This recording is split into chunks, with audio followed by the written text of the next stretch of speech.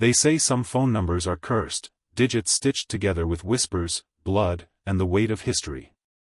At first, it sounds like nothing more than an urban legend, the kind of tale teenagers dare each other to test during sleepovers. But this number is different. It doesn't just exist in the shadows of rumor. It finds you. It slips into your life in ways that feel impossible to explain. A scrap of paper crumpled at the bottom of your backpack. A string of digits carved into the wooden frame of a school desk. A missed call from an unknown number that you don't remember giving out. And when you dial it back, the voice on the other end doesn't sound like anyone alive. People who have called it describe a hollow static, like voices crying out from the other side of a storm. Some say they hear their own name whispered back to them, others claim they hear the screams of strangers. But what's most chilling isn't the call itself, it's what happens after. Because once you've heard the number's reply, it doesn't forget you. It follows you. And the stories of those who tried to escape are the reason people fear even writing it down. The story begins with a young man named Darius, a 22-year-old college student in a small southern town where the past lingers heavier than the humidity in the air. The town is quiet on the surface, red brick buildings lined along a main street, a courthouse with a Confederate statue that locals walk by as if it were invisible, and a university built on land that once held plantations. For Darius, it has always felt like he's studying in a place that doesn't want him there, as if every cracked sidewalk and whispered stare reminds him he doesn't belong. He is one of only a handful of black students on campus, and every day brings the same subtle weight: professors who mistake him for an athlete, classmates who hesitate to sit next to him in lecture halls, and the occasional muttered slur disguised as a joke. It's not the kind of racism that makes the headlines, but it's the kind that seeps into your bones, that wears you down little by little. On the surface, Darius keeps his head down. He studies, works a part-time job at the local library, and calls his mother every Sunday to reassure her that he's doing fine. But beneath it all, he feels the tension of being watched, of being measured, of being reminded that his presence is tolerated, not welcomed. One late evening, while shelving books in the library, he comes across something strange: a crumpled slip of paper tucked between the pages of a history textbook. At first, he thinks nothing of it, but the way the numbers are written makes him pause. 11 digits, scrawled in black ink, with the last 4 pressed so hard into the page that the indent remains even after he pulls the paper free. He stuffs it in his pocket absent-mindedly, thinking he'll toss it later. But something nags at him. That night, while walking back to his dorm, he passes the statue in front of the courthouse, the same one he avoids looking at directly. Tonight, though, he notices something different. At the base, scratched faintly into the stone, are the same digits from the note. It unsettles him, but he pushes it down, convincing himself it's just a coincidence. Numbers are numbers. They don't mean anything. But then, in the quiet of his dorm room, his phone vibrates. An unknown number. He doesn't answer, but when he checks the call log, his stomach drops. The digits match the ones from the slip of paper, the ones carved into the courthouse stone. Darius tells himself not to call back, not to get caught in whatever prank or scam this is. But curiosity is a heavy thing, especially for someone who has spent years searching for answers to questions no one seems to want to acknowledge. Questions about why people look at him the way they do. Why history books always seem to skip chapters. Why he feels the weight of things that happened long before he was born.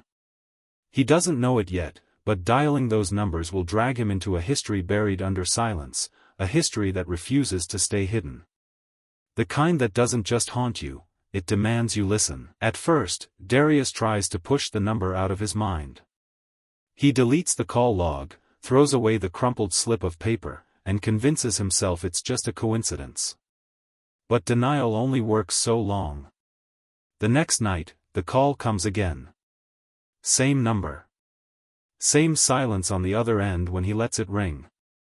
Except this time, the voicemail notification follows. Darius opens it cautiously, pressing the phone to his ear.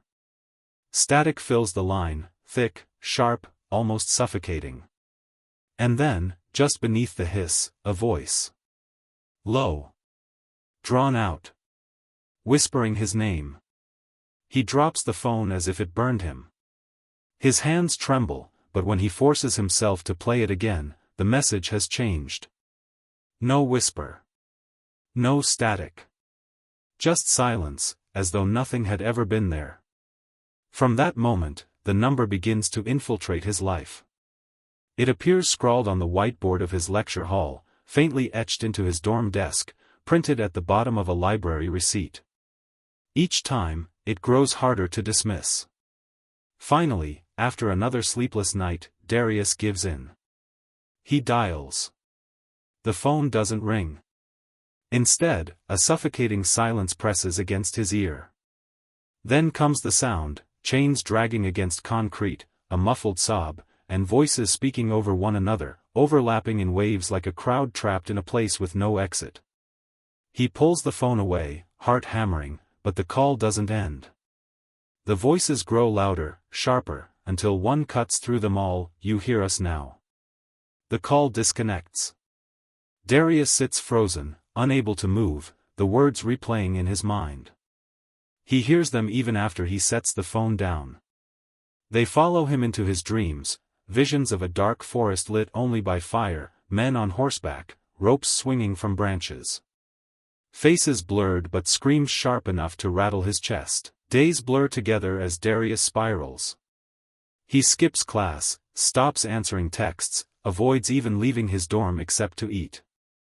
He feels hunted, not just by the calls but by the stares of people around him. White students watch him with a vague amusement, as if he's unraveling and they're enjoying the show. Professors scold him for missing work, ignoring the panic written across his face. And yet, the number keeps calling. He starts researching, digging through library archives and old microfilm newspapers late at night. He notices a pattern: every time he dials the number, the voices shift. Sometimes they're cries of women, sometimes children, sometimes deep, guttural moans that sound too broken to belong to anyone living. Slowly, he realizes, they are not random. They are testimonies. Fragments of lives torn apart. One article describes a lynching in the 1920s. A black man accused of a crime with no evidence, dragged from his home and hanged by a mob under the courthouse tree. The date sends a chill down Darius's spine. It matches the faded carving of the number he saw etched into the statue.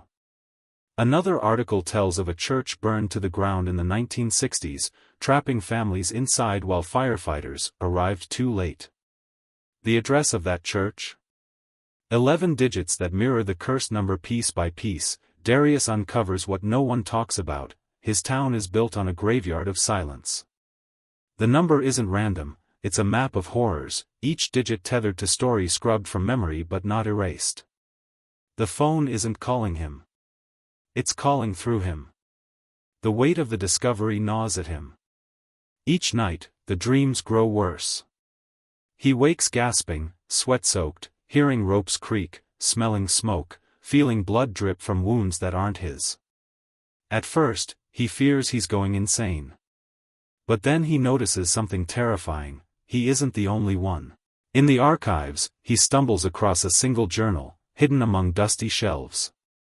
It belonged to a student decades earlier, a black student who described being tormented by a strange number that appeared everywhere. The entries mirror his own experiences: the calls, the voices, the visions. The final page ends abruptly with one chilling line. If you answer, they won't let you go until you tell their story. The words sit heavy in his mind. Maybe this isn't about his destruction, but his responsibility. Maybe the voices want to be remembered, their pain pulled out of silence into truth. But as he wrestles with this, the town begins to notice him. Students whisper about his strange behavior. A campus officer follows him across the quad, questioning why he's loitering near the library after dark. A white librarian who once nodded politely now glares when he lingers in the archive too long. And then, one evening, after another unanswered call, his dorm room door rattles violently as if someone is pounding from the outside. When he opens it, the hallway is empty. But at his feet lies a single scrap of paper. 11 digits, written in thick black ink. Below them, a message in shaky handwriting. Call back or they will come for you. The fear that once made him resist is now replaced by something sharper, a sense that if he doesn't act, if he doesn't listen, he will be erased just like those before him. And so, trembling, exhausted, and yet resolute, Darius picks up his phone again. This time, when the call connects, he doesn't hang up. The moment the call connects, the air in Darius's dorm shifts. It's no longer just a phone pressed to his ear, it feels like the entire room is leaning into him, pulling him toward the voices. The static builds, louder than ever, and then, silence. Out of that silence rises a single sound, the crack of a whip. It's sharp, violent, echoing so loud that Darius stumbles backward. And then come the voices, not in whispers this time, but in a flood. They scream. They cry. They beg. Hundreds of them, crashing into his ears all at once, as if every forgotten soul is demanding to be heard. He presses his palms to his head, but it's useless, the sound is inside him now. Images flash in rapid bursts. A young boy tied to a tree, his body marked by fire. A woman dragged through dirt roads while men laugh. A church door nailed shut while families inside claw at the windows. A man dangling from a branch beneath the courthouse tree, eyes open, staring into eternity. Darius tries to shut it out, but the visions consume him. His dorm dissolves, replaced by a dark, open field beneath a blood-red sky. He realizes he isn't just hearing history, he's standing in it. Figures surround him. Blurred faces at first, but as he blinks, they sharpen. Dozens of black men, women, and children. Their skin torn, their clothes burned, their bodies carrying every scar of violence the town had buried. Their eyes fix on him, heavy with accusation, but also desperation. One steps forward, a man with rope burns dug deep into his neck. His voice is low, trembling, but filled with urgency. You carry what they refused. You see what they erased. If you do nothing, we vanish again. Darius shakes his head, choking on fear. I can't. I don't know what you want from me. The man lifts a shaking hand, pointing toward the courthouse that materializes in the distance. A gallows stands before it, ropes swaying gently as though waiting for another body. Around it, townspeople cheer, their faces twisted, unrecognizable shadows that look eerily like the same people Darius passes on campus every day. The vision intensifies. He sees himself among those ropes, his body limp, swinging as the crowd laughs. For the first time, he understands what the voices mean: silence is death. Forgetting is death. And if he refuses them, he'll share their fate. The crowd's laughter grows louder. The noose drops. His chest tightens as though it's already around his throat. He collapses to his knees, clutching at his neck, gasping for air. The voices thunder in unison, tell our story. The words shake the ground beneath him, splitting the earth into jagged cracks. Flames rise from below, licking at his skin. He screams, but even his own voice feels swallowed by the collective demand. And then, darkness. When he opens his eyes, he's back in his dorm. The phone lies shattered on the floor, its screen spiderwebbed with cracks. His throat aches as if a rope truly had been there. His hands shake uncontrollably, his body drenched in sweat. The number is gone from his call log. No voicemail. No trace that it ever existed. But the voices linger in his head, echoing like a command carved into his very bones. He knows what he has to do. This isn't just about survival. It's about remembrance. The curse isn't that the number calls you, it's that once you've answered, you carry their burden until it's told. For the first time since it began, Darius feels clarity cut through the fear. If he wants peace, if he wants to silence the number, there's only one way: he must drag the town's buried past into the light. Even if it destroys him. The next morning, Darius wakes with a heaviness that no sleep can erase. His body feels foreign, his mind hollowed out, but one truth burns sharp inside him: he cannot stay silent. The number has branded him, not with digits but with memory. To ignore it would be to join the long line of those who looked away while blood soaked into the soil beneath their feet. He starts small. At the library, he photocopies the old newspapers, the journal entries, and every record of violence he uncovered. He scans pages, uploads them, creates an online archive hidden beneath a simple website name. It's clumsy at first, rough around the edges, but he knows it isn't about polish. It's about proof. Then he writes. Not essays for class, not notes for himself, but testimony. He pours out what he saw, what he heard, what the voices demanded. Every detail, the chains, the fire, the faces. He writes as though their survival depends on it, because in a way, it does. But truth doesn't come without consequence. Within days, whispers spread. Professors tell him to focus on his studies, instead of stirring up ghosts. Flyers he posts around campus, summaries of the stories he found, are torn down, crumpled, or scrawled with insults. Online, strangers flood his site with hate comments, calling him a liar, an agitator, a threat. Yet, with every attempt to silence him, the voices inside him grow steadier. They no longer scream. They no longer claw at him. They guide him. Each page he publishes feels like cutting through centuries of fog. One evening, standing beneath the courthouse statue, he notices something different. For years, it had been untouchable, guarded by silence. But now, fresh graffiti stains its base. Not slurs. Not mockery. Just a single word: remember. He isn't alone anymore. The calls never stop completely.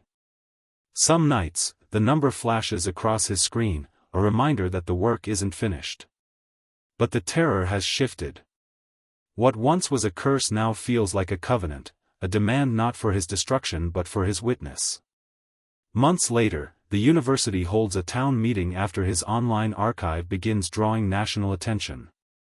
Locals sit stiff in wooden chairs, shifting uncomfortably as Darius speaks at the podium. His voice trembles at first, but the words come, carried by centuries of silence cracking open. He tells the stories of the men lynched beneath courthouse trees, the families burned in churches, the students erased before they could speak. Some in the crowd avert their eyes. Others shake their heads. But a few, just a few, nod slowly, tears streaking their cheeks as if they, too, have heard the voices calling.